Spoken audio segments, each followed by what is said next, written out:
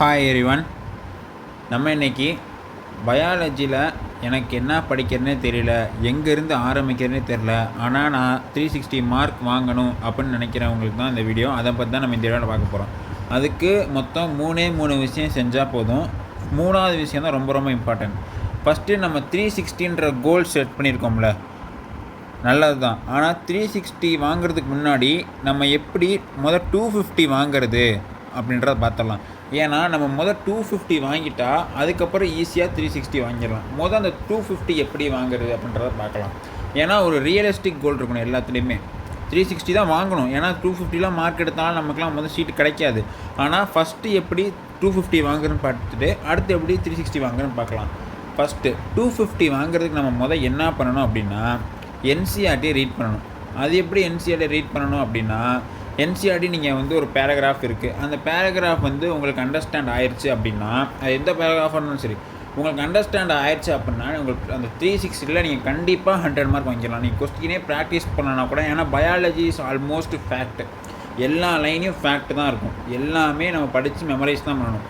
அது ரீட் பண்ணி அண்டர்ஸ்டாண்ட் ஆகிடுச்சுன்னா உங்களுக்கு பிரச்சனையே இல்லை. சப்போஸ் ரீட் பண்ணி நிறைய பேருக்கு அண்டர்ஸ்டாண்ட் ஆகாது, அது உண்மை தான். அப்படி ரீட் பண்ணி அண்டர்ஸ்டாண்ட் ஆகாத பட்சத்தில் நீங்கள் என்ன பண்ணணும் அப்படின்னா, யூடியூப்பில் இன்றைக்கி சொல்லவே தேவையில்லை, நிறையா லெக்சர் வந்திருக்கு. அதுவும் சும்மா மேலோட்டமாக ஒரு லெசன் எடுக்கிறது அந்த மாதிரிலாம் இல்லை. Line by line NCERT PDF வச்சு லைன் பை லைன் மார்க் பண்ணியே சொல்லித்தராங்க. அந்த லெக்சர் பார்த்தீங்க அப்படின்னா அதிலையே எல்லாமே சொல்லி கொடுத்துருவாங்க. அது நீங்கள் பார்த்து என்சிஆர்டி லைன் பை லைன் நீங்கள் கரைச்சி குடிச்சிட்டிங்க அப்படின்னா 100 மார்க் நீங்கள் டெஃபினட்டாக வாங்கிடலாம். 100 மார்க் இஸ் ஸோ ஈஸி. உண்மையாலுமே 100 மார்க்குன்றது என்சிஆர்டிலேருந்து மட்டுமே ரீட் பண்ணுறதுனால மட்டுமே நமக்கு 100 மார்க் கேரண்டியாக வரும். அடுத்து செகண்ட் ஸ்டெப். அப்போ நான் ரீட் பண்ணிட்டேன், 100 மார்க் வந்துருச்சு. இப்போ நான் அடுத்து எப்படி நான் 250 ஆக்குறது அப்படின்னா, நீங்கள் ஒரு டாபிக் ரீட் பண்ணுறீங்கல்ல, ஒரு லெசன் ரீட் பண்ணுறதுல ஒரு லெசனில் ஒரு சப் டாபிக் ஒரு 10 இல்லைனா 5 டாபிக் இருக்கும். அந்த ஒரு டாபிக் ரீட் பண்ணதுக்கப்புறம் அந்த டாபிக் வைஸ் எம்சிக்யூ சால்வ் பண்ணணும். லெசன் வைஸ் சால்வ் பண்ணுறது வேறு. அந்த டாபிக் வைஸ் சால்வ் பண்ணுறது உங்கள் மார்க்கை டெஃபினட்டாக இம்ப்ரூவ் பண்ணும். அதுவும் இந்த டாபிக் வைஸ் எம்சிக்யூ சால்வ் பண்ணுறது யார் ரொம்ப யூஸ்ஃபுல்லாக இருக்கும் அப்படின்னா, யாரெல்லாம் பயாலஜியில் 100 மார்க்குக்கும் கீழே யாரெல்லாம் எடுக்கிறீங்களோ அவங்களுக்கு ரொம்ப ரொம்ப ஹெல்ப் பண்ணும். ஏன்னா நீங்கள் உங்களுக்கு 100 மார்க்கு கீழே எடுக்கிறதுக்கு காரணம் என்னன்றதை பார்த்தீங்கன்னா, நீங்கள் உங்களுக்கு சரியாக ஒன்றும் அண்டர்ஸ்டாண்ட் ஆகிருக்காது. ஃபஸ்ட்டு ஸ்டெப்பை நீங்கள் கரெக்டாக பண்ணியிருக்க மாட்டீங்க. ஒன்று இல்லை, அப்படி ஃபஸ்ட்டு ஸ்டெப்பும் கரெக்டாக பண்ணி உங்களுக்கு சரியாக மார்க் வரல அப்படின்னா, உங்களுக்கு எம்சிக்யூ படித்ததில் நீங்கள் படித்த விஷயத்துலேயே நீங்கள் கரெக்டாக எழுத மாட்டீங்கன்னு அர்த்தம். அப்போ நீங்கள் என்ன பண்ணணும், ஸ்டெப் பை ஸ்டெப்பாக டாபிக் வைஸ் எம்சிக்யூ சால்வ் பண்ணணும். அப்போ அந்த டாபிக் வைஸ் எம்சிக்யூ சால்வ் பண்ணுறப்போ சில எம்சிக்யூ தப்பு நடக்கும். இது உங்களுக்கு இல்லை, எனக்கு இல்லை, எல்லாத்துக்குமே நடக்கும். அப்போ அந்த டாபிக் வைஸ் எம்சிக்யூ சால்வ் பண்ணுறப்போ ஒரு எம்சிக்யூ தப்பு நடக்குதுன்னா அந்த எம்சிக்யூ போய் அந்த டாப்பிக்கில் பார்க்கணும். எந்த லைன், 4வது லைனா, இது என்ன தப்பு, இது நான் இதனால தான் பண்ணேன் அப்படின்ற நீங்கள் புரிஞ்சிட்டிங்கன்னா, அந்த ஒவ்வொரு தப்பாக நீங்கள் ரிலீஸ் பண்ணிட்டு வந்தீங்கன்னா உங்களுக்கு 100லேருந்து 250 மார்க் டெஃபினட்டாக வந்துடும். அப்போது ஃபஸ்ட்டு என்சிஆர்டி ரீட் பண்ணணும். அதுக்கடுத்து டாபிக் வைஸ் எம்சிக்யூ சால்வ் பண்ணணும். ஏன் டாபிக் வைஸ் எம்சிக்யூ சால்வ் பண்ணணும் அப்படின்னா, அப்போனா தான் அந்த டாபிக் படித்தோன்னே போய் சால்வ் பண்ணுவீங்க. சால்வ் பண்ணால் அந்த டாப்பிக்கில் இருக்க மிஸ்டேக்கை அப்போயே கிளியர் பண்ணிடலாம். அப்போ அந்த மாதிரி 10 சப் டாபிக் கிளியர் பண்ணிங்கன்னா அப்போ ஒரு சாப்டர் கிளியர் பண்ணிடலாம். அப்போ ஈஸியாக 250 மார்க் வாங்கிடலாம்.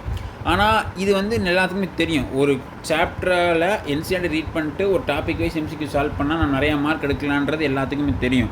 ஆனால் இது எல்லாருமே பண்ணுவாங்களான்னு கேட்டால் கண்டிப்பாக பண்ண மாட்டாங்க. ஒரு மோட்டிவேஷனில் 1 நாள் 2 நாள் பண்ணுவாங்க. மிஞ்சி பண்ணால் 2 வாரம் 1 மாதம் பண்ணுவாங்களே தவிர அடுத்து கன்சிஸ்டண்ட்டாக வரப்போகிற 6 மந்த் 7 மந்த் யாரும் பண்ண மாட்டாங்க.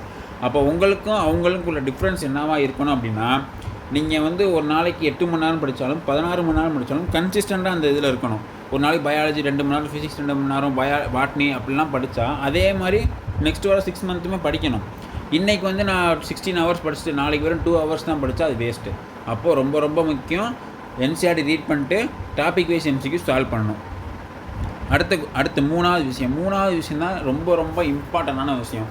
இப்போ நீங்கள் ஃபஸ்ட்டு என்சிஆர்டி ரீட் பண்ணுறீங்க இல்லையா, என்சிஆர்டி ரீட் பண்ணிவிட்டு நீங்கள் எம்சிக்யூ சால்வ் பண்ணுறதுக்கு முன்னாடி அந்த ஒரு டாப்பிக்கில் ஒரு 10 லைன் 20 லைன் இருக்குன்னா நீங்கள் எம்சிக்யூ க்ரியேட் பண்ணுங்கள். அப்போது ஒரு 10-20 லைனில் நீங்கள் எத்தனை எம்சிக்யூ க்ரியேட் பண்ண முடியுதுன்னு பாருங்கள். அப்போது நீங்கள் ஒரு 10-20 லைனில் ஒரு 10 எம்சிக்யூ 20 எம்சிக்யூ க்ரியேட் பண்ணி அது ஒரு க்ரேஸியாக கூட இருக்கலாம். அது எம்சிக்யூவாக கேட்கக்கூட மாட்டாங்க. இருந்தாலும் நீங்கள் க்ரியேட் பண்ணுங்கள். க்ரியேட் பண்ணி ஒரு 10 எம்சிக்யூ நீங்கள் எழுத வேணாம். வாட் இஸ் அப்படிலாம் அதெல்லாம் ரொம்ப டைம் ஆகும். நீங்கள் க்ரியேட் பண்ணி சும்மா புக்லேயே மார்க் பண்ணி வச்சுக்கோங்க. இந்த மாதிரி நீங்கள் மார்க் பண்ணிவிட்டு நீங்கள் அடுத்து கொஸ்டின் சால்வ் பண்ண போங்களேன். என்சிஆர்டி ரீட் பண்ணிட்டு டேரெக்டாக கொஸ்டின் சால்வ் பண்ணாமல் என்சிஆர்டி ரீட் பண்ணிட்டு நீங்கள் எம்சிக்யூ கிரியேட் பண்ணதுக்கப்புறம் கொஸ்டின் சால்வ் பண்ண போனீங்கன்னா நீங்கள் என்ன மாதிரியான கொஸ்டின் கிரியேட் பண்ணுறீங்க, அங்கே என்ன மாதிரியான கொஸ்டின் கேட்டிருக்காங்கன்றது தெரியும். அப்போ நம்ம இந்த மாதிரி எம்சிக்யூ தான் கிரியேட் பண்ணுன்றதை தெரியும். இது பண்ணுறது மூலிமா என்ன பயன் அப்படின்னு நீங்கள் கேட்கலாம். இது பண்ணுறது மூலிமா நமக்கு என்ன பயன் அப்படின்னா, நம்ம 250 மார்க்கை ஃபாஸ்டஸ்ட்டாக போய் ரீச் பண்ணலாம். ஏன்னா நீங்கள் எம்சிக்யூ கிரியேட் பண்ணிங்கன்னா எம்சிக்யூ சால்வ் பண்ணுறது உங்களுக்கு ஈஸியாக இருக்கும். எம்சிக்யூ சால்வ் பண்ணுறது ஈஸியாக இருந்துச்சுன்னா உங்களுக்கு வந்து ஃபாஸ்ட்டாக நீங்கள் வந்து 250 மார்க் வாங்கிடலாம். இது அப்புறம் எம்சிக்யூ கிரியேட் பண்ணுறது மூலிமா எஃபிஷியன்சி இன்க்ரீஸ் ஆகும். எப்படி எஃபிஷியன்சி இன்க்ரீஸ் ஆகும் அப்படின்னா, எல்லாத்துக்குமே ஒரு குறிப்பிட்ட டைம் அரை மணி நேரம் 25 நிமிஷம் படித்ததுக்கப்புறம் டாப்பராகவே இருந்தாலும் நமக்கு வந்து போர் அடிக்கும். வேறு ஏதாச்சும் பண்ணலாமே, நம்ம ஏன் படிக்கணும்னு தோணும். நீங்கள் இந்த மாதிரி எம்சிக்யூ நீங்கள் கிரியேட் பண்ணுற மூலிமா அந்த போர் வந்து அழிக்கிறது கொஞ்சம் கம்மியாகும். அடுத்து ரெடியூஸ் லாட் ஆஃப் டைம். ஆமாம், இப்போ வந்து நீங்கள் படிக்கிறீங்க, எம்சிக்யூ சால்வ் பண்ணுறீங்க அப்படின்னா நீங்கள் படிக்கிறதுக்கு ஒரு டைம், எம்சிக்யூ சால்வ் பண்ணுறதுக்கு ஒரு டைம், அதுக்கப்புறம் ரிவைஸ் பண்ணுறதுக்கு ஒரு டைம். ஆனால் எம்சிக்யூ நீங்கள் கிரியேட் பண்ணி சால்வ் பண்ணீங்க அப்படின்னா நீங்கள் வந்து ப்ரீவியஸ் இயரில் வேறு ஏதாவது டாபிக் சால்வ் பண்ணுறப்ப நீங்கள் கிரியேட் பண்ண எம்சிக்யூ அங்கே நிறையா வந்திருக்கலாம். அப்போ அது மூலமாக டைம் நிறையா வந்து மிச்சமாகும்.